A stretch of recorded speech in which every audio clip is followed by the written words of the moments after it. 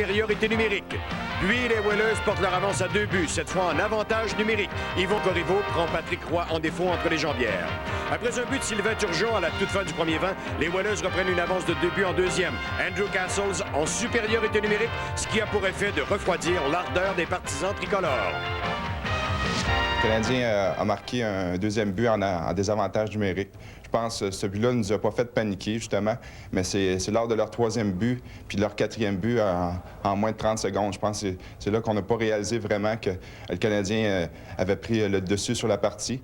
Puis c'est à ce moment-là qu'on a continué à seulement regarder le Canadien jouer puis à pas jouer notre jeu comme on l'avait fait aussi bien ici à Hartford. En moins de 5 minutes, fin de deuxième période, les Canadiens ont pris le contrôle du match malgré quelques buts controversés. D'abord, Kirk Muller qui réduit l'écart à 3-2.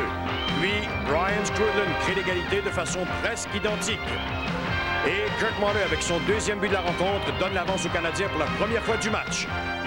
Patrice Brisebois devait briser les reins des Whalers avec ce qui s'avérait le but vainqueur. Et John Leclerc a suivi en inscrivant son premier but en carrière en série. Les Canadiens l'ont emporté 7-4 dans un match très spectaculaire, le plus spectaculaire de la série. Mise en échec nombreuses comme celle de Keane sur Conroy ou encore celle de Connie Worth sur John Leclerc. Je pense que ce qu'on s'est rendu compte durant les 2 derniers matchs ici, surtout à Hartford, qu'on ne jouait pas pendant 60 minutes de jeu. Je pense qu'on l'a prouvé durant toute la saison qu'on était une meilleure équipe dans l'ensemble que les Whalers à Hartford. Puis les 2 matchs ici à Hartford, on leur a montré un petit peu trop de respect.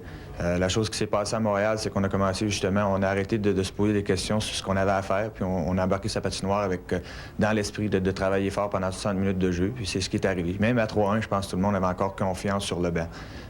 Ce soir, je pense qu'il faut faire la même chose, embarquer sa patinoire sans se poser de questions. Les Whalers font face à l'élimination devant leurs partisans dans ce 6e affrontement Canadien-Whalers.